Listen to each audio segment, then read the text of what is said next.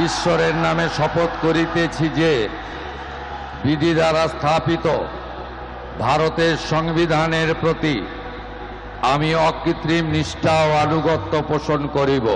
আমি ভারতের সার্বভৌমত্ব ও অখণ্ডতা রক্ষা করিব।